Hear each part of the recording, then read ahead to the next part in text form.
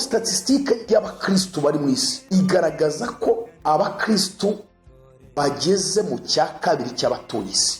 Ukibaza kubera iki ibyaha bikomeza kugwira mu isi? Kubera iki inzangano zirushijeho gukabya mu isi? Kubera iki ubwicanyi bukabije mu isi? Kubera iki ubugome bukabije mu isi? Uri umucyo w'isi.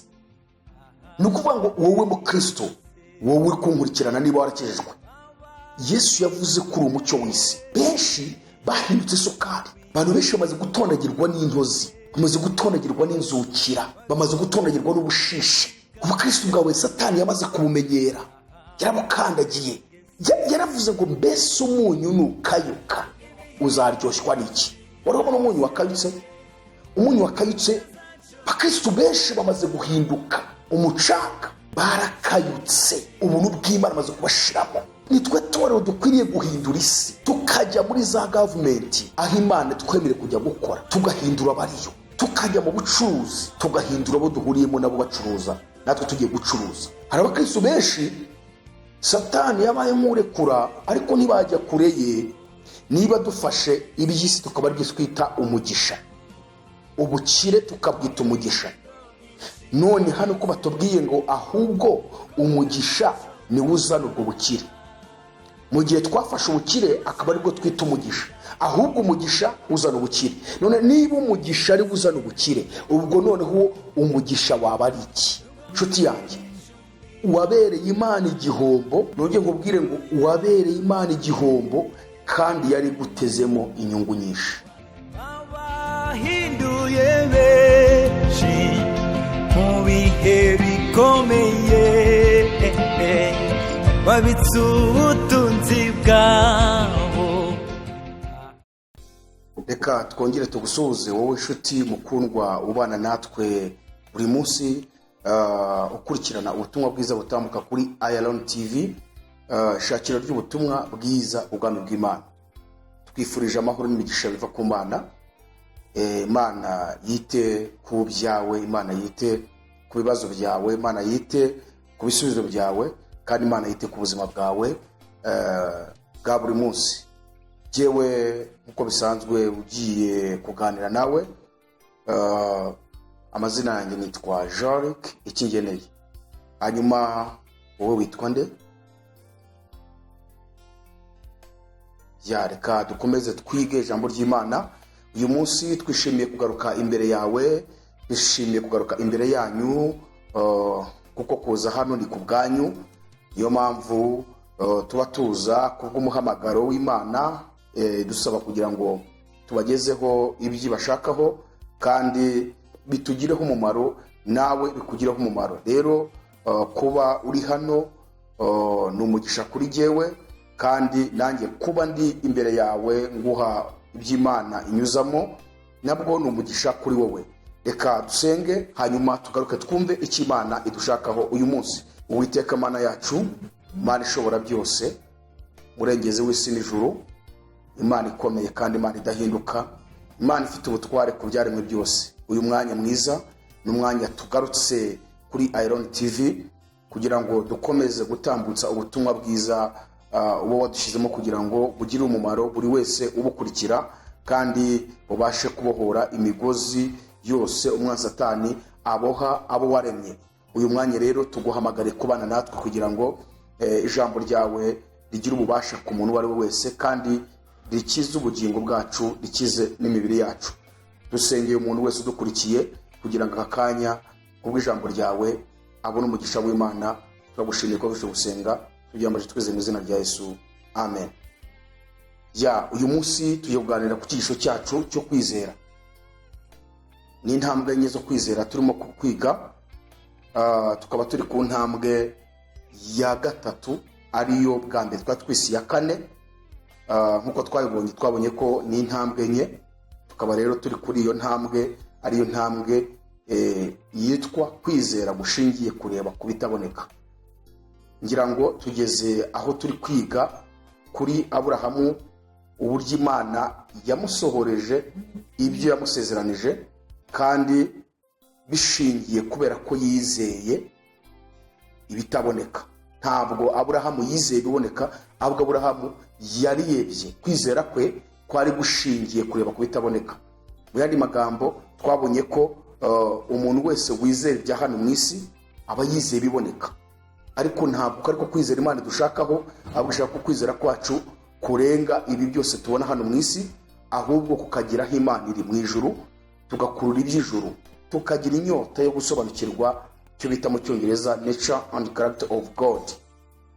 Hanyuma tukamenya kamere y'Imana n'imiterere y'Imana, twarangiza tukitoza kugendera cyangwa se gushyira mu bikorwa ya miterere y'Imana, kuko kamere y'Imana ni ibintu byayo by'umwihariko utakwigana ngo bishoboke, ariko imiterere yayo birashoboka ko twayigana, kuko Imana yaduhaye n'uburenganzira. Ni nabyo ihora idusaba ko twigana imiterere yayo, tukigana imiterere yayo tukashyira mu bikorwa.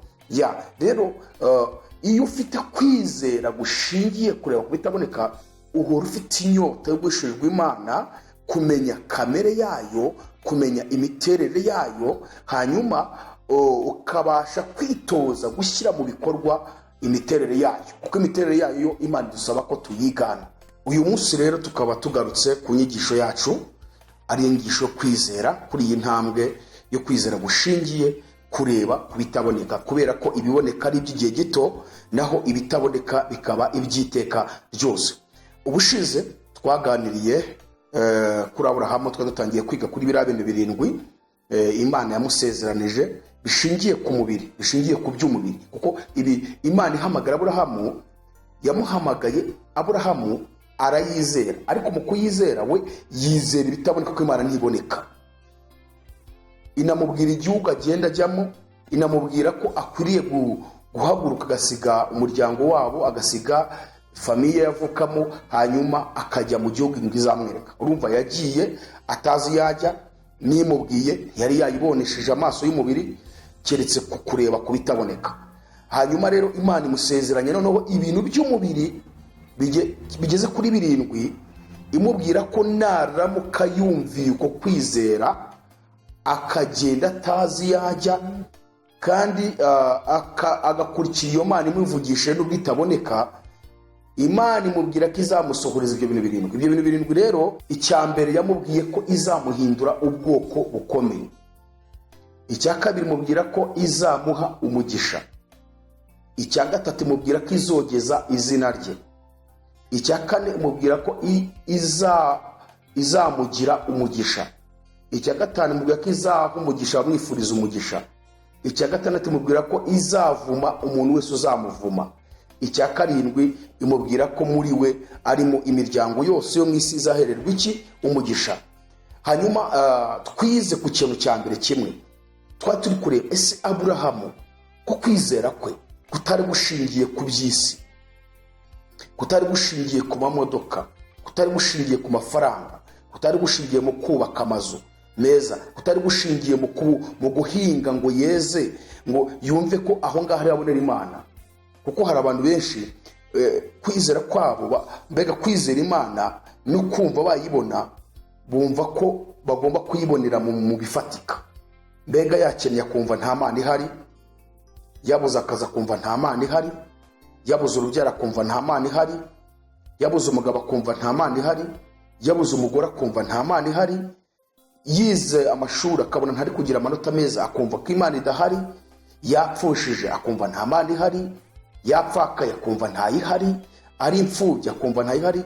Mbega abantu benshi bazi ko Imana yitwa Imana ikanabihari ku buzima bwabo, mu gihe bafite ubuzima bwiza, nta kibazo na kimwe kiri ku buzima bwabo cyangwa ku mubiri wabo. Ariko ntabwo ijya ari byo, ntabwo ariko bimeze.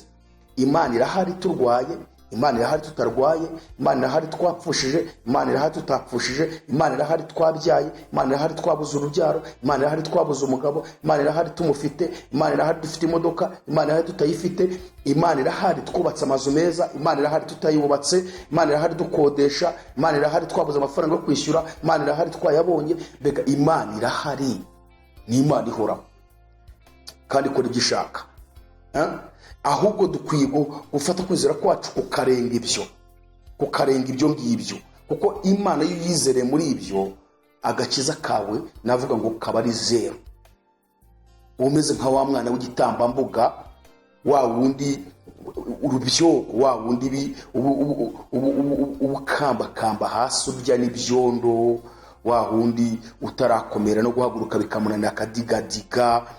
Kandi none gitangaje, iyo umutima wawe uhora ari uko gukora ibyo ngibyo, uhora utekereza kumva ko Imana uyizerera muri ibyo gusa, ushobora kumara imyaka 20-15 imbere y'Imana ukiri umwana umeze utyo w'ikibondo, utaramenya isakanururo, utaramenya iyo uva n'iyo ujya.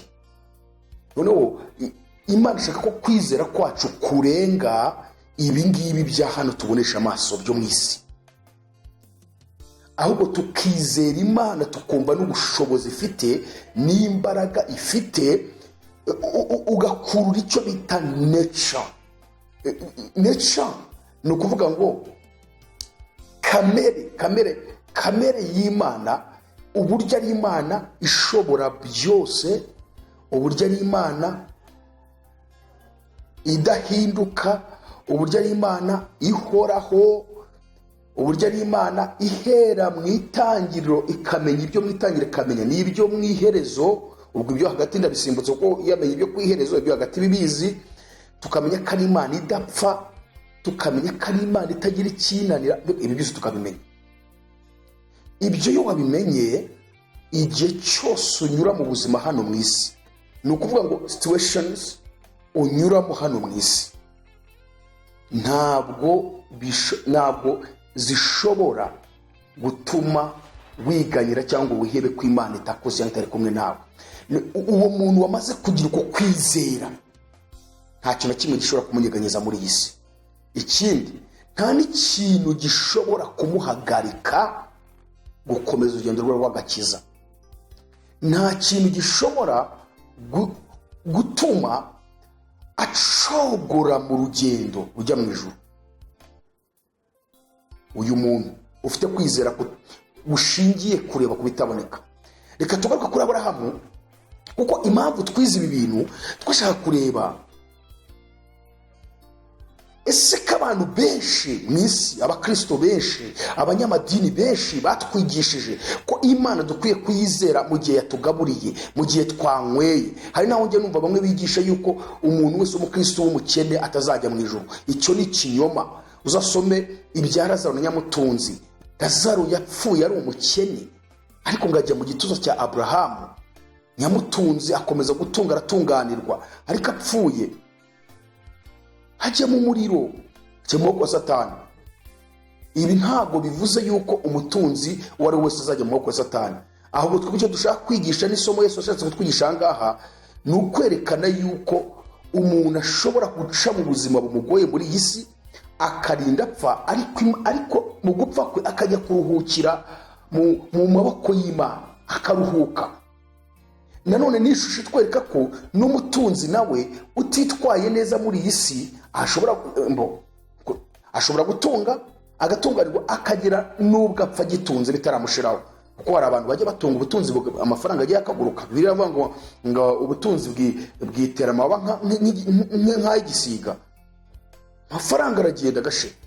Ariko noneho Yesu ashaka kwerekana ko uyu muntu w'umutunzi akwiriye kubaha Imana ari hano mu isi kugeza apfuye. Yesu ashaka kutwereka icyitonderwa rero, ntihazagira umuntu ukubeshya ko umuntu wakennye cyangwa uri mu bibazo bisobanuye ko Imana iba itamukunda cyangwa itamwemera cyangwa se azarimbuka. Icyo ni ikinyoma cyambaye ubusa, kandi uwo muntu ubyigisha nawe azabona ishyano. Umunsi umwe umugabo witwa Yuda, Yesu yari yasuye umugabo witwa Simoni. Ageze kwa Simoni haza umugore witwa Mariya, akaba yari indaya. Yari amaze guhishurirwa Yesu muri kwa kwizera gushingiye kureba ku bitaboneka, amenya ko Yesu ari umwana w'Imana, kandi amenya ko yatumwe mu isi kugira ngo amukize. Mariya aragenda agura amavuta meza ahumura neza y'amadahano, ngo yari amavuta ahenze igiciro cyinshi. Aragenda yamena ku birenge bya Yesu. Yuda ngo abibona ararakara kuko yari igisambo, yari ikijura, niwe wagendanaga uruhago bashyiramo inkunga yose bateraga minisiteri ya Yesu abakire. Yuda rero yagiye akoragamo akirira, kuko kwizera ko kwari gushingiye ku byo mu isi gusa, yari atarahishurirwa ijuru, yari atarahishurirwa urukundo rw'Imana ku buzima bwe. Niyo mpamvu yagambaniye Yesu. Hanyuma rero n'abandi n'izindi ntumwa ngo zarabyitotombeye, ariko Yuda niwe cyane Bibiliya ivuga ngo kuki aya mavuta yafashe akayamena hasi ku bintu bya Yesu akayangiza. Nitwari kuyagurisha ko warimo amafaranga menshi tukajya gufasha abakene, ariko ko Yesu amenya ibintu byose atajyahishwa, aba yabyumvisha. Amaze kubyumva ahita yirukira arababwira ati mwumve, uyu muntu icyo akoze ikimenyetso kigaragaza gupfa kwanjye no gushyingurwa kwanjye. Aravuga ngo kandi cyitonderwa, abakene bo muzahorana iteka. Reka nkubwire ngo Yesu ari we Mana ishobora byose kandi izi byose, menya ibyo mwitangiriro akamenya n'ibyo mwiherezo. Niba avuze ijambo rikomeye akavuga ngo abakene muzahorana iteka, bivuga ngo ntabwo abantu bose bazakira. Turamutse dukize twese twamarana, twanicara tukamarana, nta n'uwakwemera kugandukira undi, nta n'uwakubaha undi. Ibi byose Imana ibikora kugira ngo tubane mu isi. Yabonye ko umuntu wateye nabi, umuntu arega ni mubi, twese dukize se ninde wabaho? Twahora twicana. Umuntu agira amafaranga atangira kumva ko nta wamusuzugura, agizemo utumiliyoni nibuza nka 5 kuri konte, yagira miliyoni 100 noneho n'ibindi ntaba akikoza ku bantu. None ushaka kumbwira ngo twese dukize urumva ninde wavuga undi? Ninde watuma undi? Ninde wabwira undi ngo mfashe karakarimo? Ninde wamagara undi ati ngwino mfashe ntapfushije? Buri wese avuga ati ndi mu bikingi byanjye, ngiye mu bikingi byanjye ibyo ngiye gukora. Abakene muzahorana iteka. Imana ishaka ko turenza amaso icyo, tukarenga iri zuba n'ukwezi n'inyenyeri, tukagera mu rugo rw'Imana. Imana ishimwe cyane. Reka tugaruke kuri Aburahamu. Ubushize twize ku kintu kimwe cy'ukuntu Imana yamubwiye ngo nzaguhindura ubwoko bukomeye. Twabonye ko Aburahamu yahindutse ubwoko bukomeye. Aburahamu nk'uko Imana yamusezeranije, twabonye ko kubwo kwizera gushingiye kureba ku bitaboneka byamuhinduye cyangwa se byatumye ahinduka ubwoko bukomeye. None ikibazo gihari, Aburahamu ko yahindutse ubwoko bukomeye, yabuhindutse kuko yizeye iby'isi? Ahubwo yizeye ibitaboneka, hanyuma kuko kwizera ibitaboneka kumuhindura gutuma ahinduka ubwoko bukomeye, kuko byamuteye gukomeza kubaha Imana. Iyo ufite uko kwizera gushingiye kureba ku bitaboneka, muri wowe uhorana umutima wo kubaha Imana mu bihe byose, yaba ibihe byiza ku buzima bwawe, yaba n'ibihe bigoye ku buzima bwawe. Iteka ryose uhora uharanira kubaha Imana. Yaba mu gihe ubonye abandi benshi baguye basubira inyuma, agakiza kabananiye, ahubwo wowe nibwo urushaho gusenga kurenza uko wasengaga. Iyo ubonye abasengaga bananiwe gusenga, nibwo wongera ibihe byo gusenga. Iyo ubonye abiyirizaga ubusa babinaniwe, nibwo ubikora. Iyo ubonye abirindaga bibananiye, nibwo uhaguruka. Umuntu ufite kwizera gushingiye ku bitaboneka, wo kwizera kwe guhora gupusha ku buzima bwe, ku buryo kumuhesha n'ubwenge bwinshi bwo kuvumbura. Niyo abonye abandi bananiwe, we nibwo ahaguruka.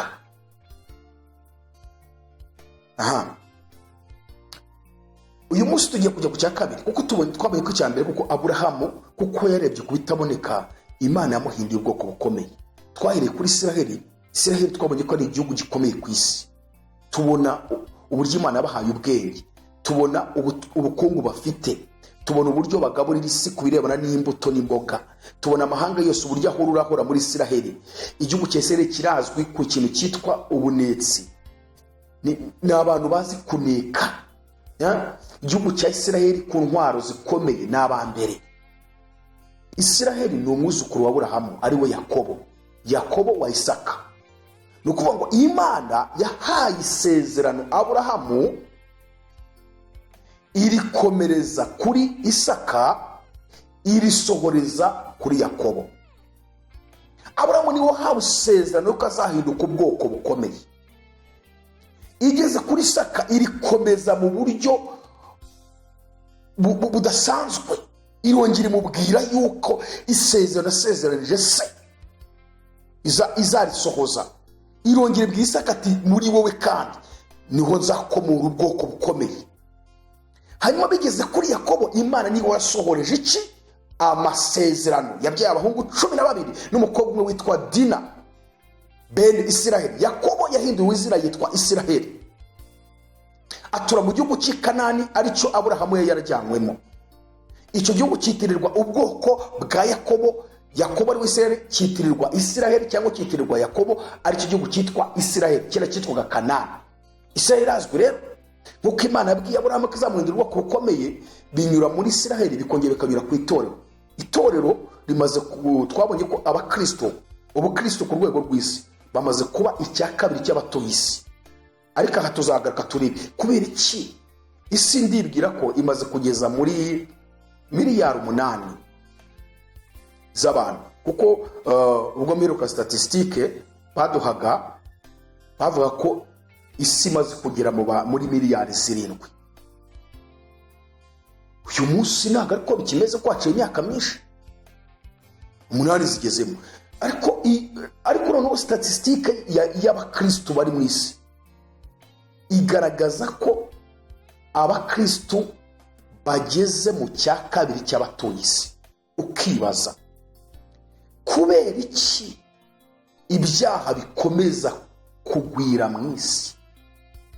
Kubera iki inzangano zirushijeho gukabya mu isi? Kubera iki ubwicanyi bukabije mu isi? Kubera iki ubugome bukabije mu isi? Murebe ibintu biri mu isi, urukundo rumaze gushira, nyamara itorero ngo ni icya kabiri cy'abatuye isi.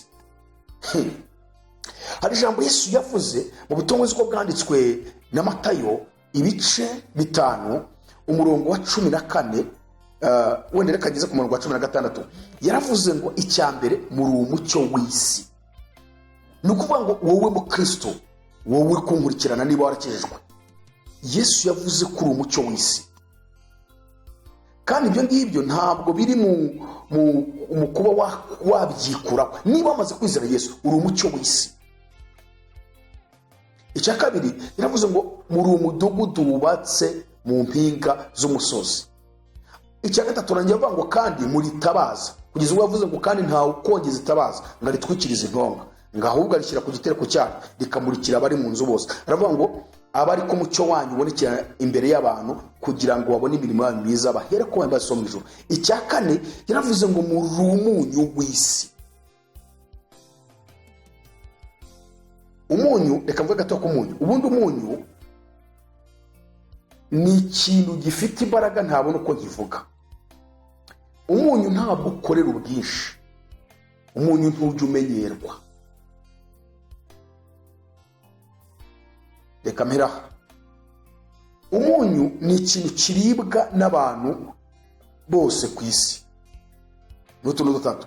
Umunyu ntumenyerwa, umunyu uribwa n'abantu benshi, n'abantu bose ku isi, uribwa n'abantu bose ku isi. Umunyu ntukorera ubwinshi. Reka vuga kuri akangaka kuntu umunyu utamenyerwa. Kurya ibiryo bitarimo umunyu wumva ari ibiryo bibishye. Iyo ushyizemo umunyu nibwo wumva ibiryo biryoshye. Ariko icyitonderwa, iyo wibeshye nanone ukarenza urugero, bya biryo birabiha.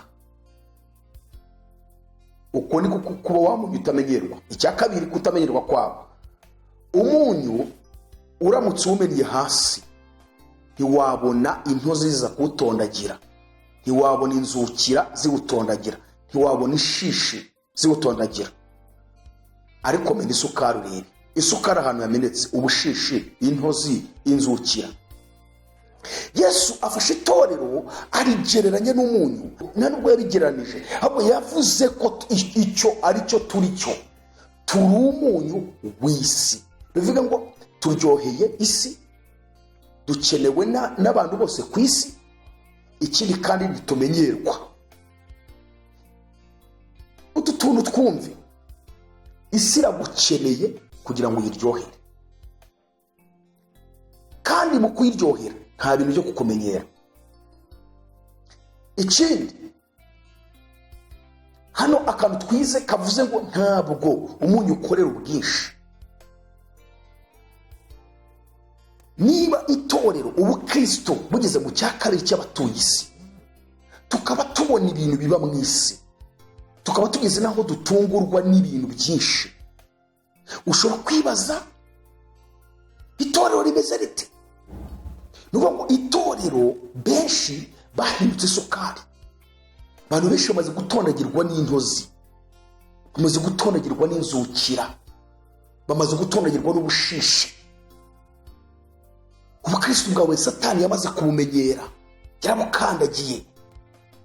Abakristo tumaze gutondagirwa n'ibidafite umumaro byinshi. Itorero ryo rikwiriye guhindura isi. Isi ifite inyota, isi irakunyotewe, isi irashaka kumva uburyohe bukuvamo.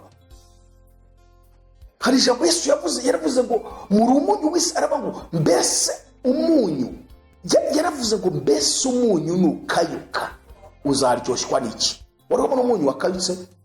Umunyu wakayutse ni nk'uko ubona uriya mucanga. Umucanga urebye, wa mucanga mwiza uba ku mazi umeze nk'umunyu cyangwa usa nk'umunyu, ariko se wawushyira mu biryo ugakoramo? Ni iki wawukoresha uriya mucanga? Yesu yaravuze ngo nta kindi wamara usibye kuwujugunya hasi ugakandagirwa. Abakristo benshi bamaze guhinduka umucanga, barakayutse, ubuntu bw'Imana maze kubashiramo, bari gutondagirwa. Nitwe torero dukwiriye guhindura isi, tukajya muri za gavumenti aho Imana twemere kujya gukora, tugahindura abariyo. Tukajya mu bucuruzi, tugahindura abo duhuriyemo nabo bacuruza, natwe tugiye gucuruza, tukabahindura. Tukajya mu miryango, tukabahindura. Ni gute icya kabiri cy'abatuye isi ari abakristo, ariko tukaba tubona ibyago bigwira mu isi? Ibyaha biri gukorwa ari byinshi. Aha rero twavuga ngo itorero, abantu benshi baritirwa izina rya Kristo, bakitirwa ko bari mu itorero, nyamara Satani abafite mu biganza bye. Ni nko kuvuga ngo umunsi Farawo arekura Abisiraheli, umunsi Imana mutubanga abwire Farawo arekura Abisiraheli, Farawo yarababwiye ngo ndabarekura mugende, ngo ariko ntimuzajye kure. Hari abakristo benshi Satani yabaye nk'urekura, ariko ntibajya kure ye, n'ubundi aracyabarembuza akabakoresha utuntu. Ni iyihe mpamvu itorero ritari guhindura isi nk'uko Imana ibishaka? Kuko muri iyi minsi Imana ifite igihombo. Nshuti yanjye, uwabereye Imana igihombo, nongeye nkubwire ngo uwabereye Imana igihombo kandi yari gutezemo inyungu nyinshi. Wongere wisuzume neza, urebe uburyo wahombeye Imana. Wongere ufite icyemezo.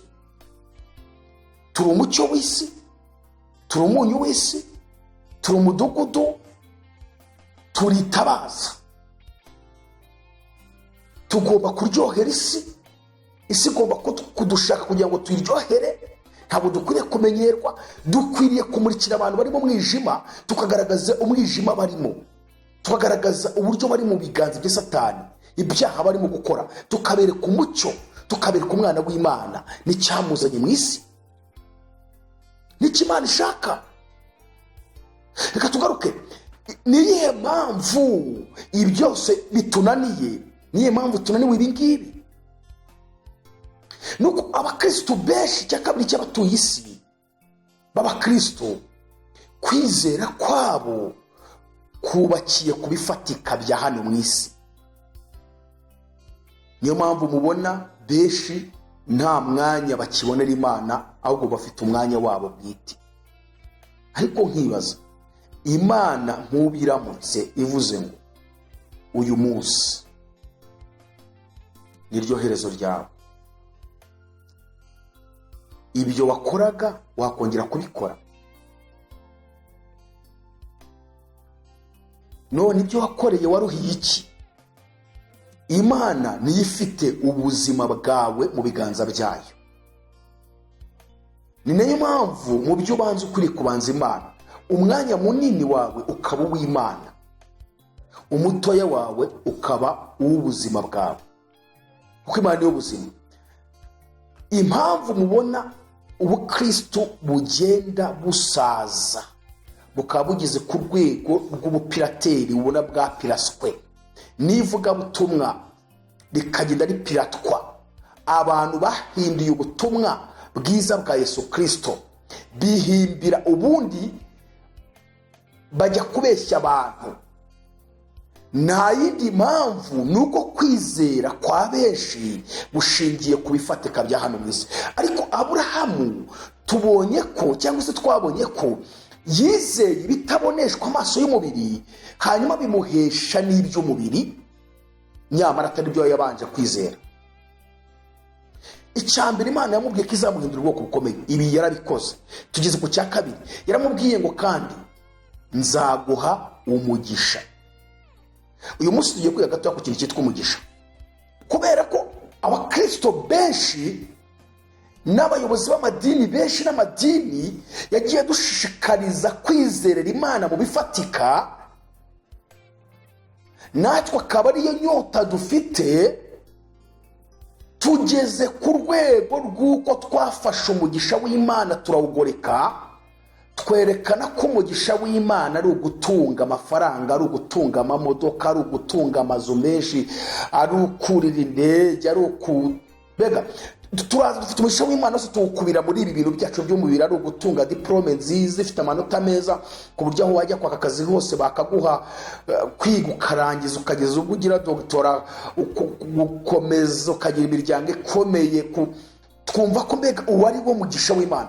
Reka twiga ku mugisha. Imana yabwiye Aburahamu ngo nuramuka unyumviye ukagenda utazi iyo ujya, nzaguha umugisha. None tujye kureba umugisha Imana yabwiye Aburahamu ni uwuhe? Ni uwuhe mugisha Imana yasezeranije Aburahamu? Icyo nicyo tugiye kureba. Ubundi se umugisha ni iki? Ese koko umugisha ni ukugira amafaranga menshi? Umugisha ni ukubyara, ni ukubona urubyaro? Umugisha ni ugushaka? Umugisha ni ugutunga imodoka? Umugisha ni ukuba nahura n'urira indege n'ibindi byinshi bya hano mu isi bidufasha mu buzima bwa buri munsi? Niwo mugisha? Utaramenya ikintu ngo umenye umugisha uwo ari wo, n'agakiza kazakunanira, kandi uzakananizwa n'ibintu bibiri. Icya mbere, nutakananizwa n'iby'isi wabonye, uzakananizwa nuko wabibuze. Naho ngaho sobanukirwa umugisha ni iki. Niba dufata iby'isi tukaba ari byo twita umugisha, ubwo twavuga ko abatabifite noneho bo nta mugisha bafite. Kandi twese twubaha Imana dukishijwe. Umugisha ni ikintu cyiza gifata cyangwa se kigera ku muntu uwo ari we wese, kuko iby'isi hari ababitunze n'abatabitunze. Tugiye gufata iby'isi tukagaragaza ko ari wo mugisha, ubwo twaba dushatse kwereka abatabifite ko Imana itabazi itanabemera, ibanga bo nta mugisha bahawe. Reka turebe umugisha uwo ari wo rero. Mbere yuko twinjira kureba umugisha uwo ari wo, reka tubanze turebe ibi by'isi ni wo mugisha. Ese ibi by'isi ni wo mugisha? Imigani, rambura bibiri yawe kadusome mu gitabo cy'Imigani ibice 10 umurongo wa 22. Haratubwira ngo umugisha Uwiteka atanga uzana ubukire, kandi nta mubabaro yongeraho. Umugisha Uwiteka atanga uzana ubukire, kandi nta mubabaro agira gute? Yongeraho. Ikibazo rero nakwibaza nawe nkakubaza, niba dufashe iby'isi tukaba ari byo twita umugisha, ubukire tukabwita umugisha, none hano ko batubwiye ngo ahubwo umugisha niwe uzana ubwo bukire. Mu gihe twafashe ubukire akaba aribwo twita umugisha, ahubwo umugisha uzana ubukire. None niba umugisha ari uzana ubukire, ubwo noneho umugisha waba ari iki? Umugisha Uwiteka atanga uzana ubukire kandi nta mubabaro yongeraho. Imana yabwiye Aburahamu ko izamuha umugisha naramuka yumviye akagenda, kwizera kwe gushingiye kureba ku bitaboneka. Ese uyu mugisha yaramuhaye? None se ubundi uyu mugisha ni uwuhe yamuhaye? Kuko nitugaruka tukerekana ko Aburahamu umugisha Imana amubwiraga ari iby'isi, Aburahamu n'ubundi we yahagurutse abifite. Aburahamu yari afite amashyo y'inka, yari afite imikumbi y'intama n'iy'ihene, yari afite abagaragu n'abaja, yari afite ubutunzi bwinshi. Imana amubwira ngo nzaguha iki? Umugisha. None ubwo umugisha Imana yamubwiraga ni uwuhe? Tugiye gusenga Imana, hanyuma tuzagaruka turebe umugisha Imana yabwiye Aburahamu ni uwuhe. Ese umugisha ni iki? Ese umugisha Aburahamu yarahawe? Imana iguha umugisha. Reka dusengane Imana. Turagushimiye Mwami Yesu kubw'ijambo ryawe duhaye ryiza. Fasha uyu muntu warudukurikiye kandi ukomeze kumusobanurira ijambo ryawe, asobanukirwe, amenye umugisha icyo ari cyo. Icyo dusabye gusa ni ukuduha twese gutera intambwe. Abakristo bakurikiye Iron TV dutera intambwe kwizera gushingiye kureba ku bitaboneka, kuko nituramuka duteye intambwe uzogeza izina ryacu. Nituramuka duteye intambwe uzaduhindura ubwoko bukomeye. Nituramuka duteye intambwe uzaduha umugisha. Ngaho refasha umuntu wese uri kuki ubutumwa gutekereza kuri iki kintu. Ndagushimiye ko mfishe gusenga byamaje nizeye mu izina rya Yesu Kristo, amen. Imana iguha umugisha, hanyuma ikiganiro nakagaruka nawe ubutaha. Shalom, shalom.